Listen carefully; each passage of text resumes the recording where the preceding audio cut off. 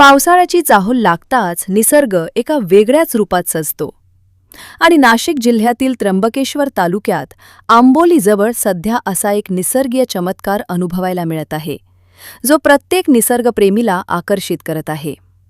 त्र्यंबकेश्वर ते हर्सुल मार्गावरील काजवा hills agro tourism येथे दररोज संध्याकाळी आणि रात्री लाखो काजव्यांची नैसर्गिक रोषणाई पाहायला मिळत आहे।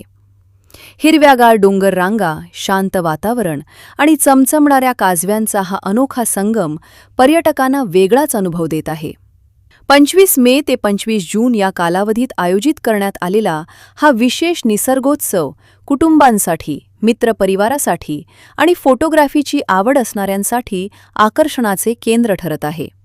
स्वच्छ परिसर, सुंदर बगीचे आणि पर्यटकांसाठी आवश्यक सोयीसुविधांमुळे येथे येणाऱ्यांचा अनुभव अधिक आनंददायी बनत आहे।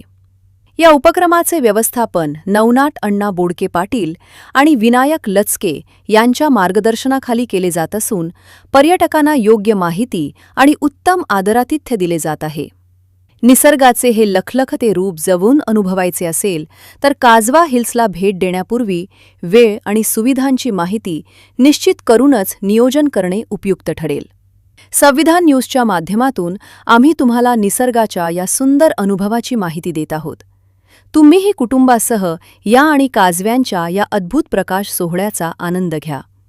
संविधान न्यूज प्रतिनिधी रामदास शीद, त्र्यंबकेश्वर। मैं भारती सुखीजा, मैं नासिक से आई हूँ और 30 to 35 किलोमीटर्स ही दूर है काजवा हिल्स रिजॉर्ट इन नासिक, जो बहुत ही सुंदर है, ब्यूटीफुल है और बारिश में तो एकदम हेवन है। और यहाँ की जो फूड क्वालिटी है, even we call as a service, बहुत एक नंबर है। और यहाँ पर जो काजवा जो हमें दिखने हैं that we call as a red, क्या बोलते हैं उसको, फायर फ्लाइज, वो भी यहाँ पे दिखने को मिलेंगे आपको।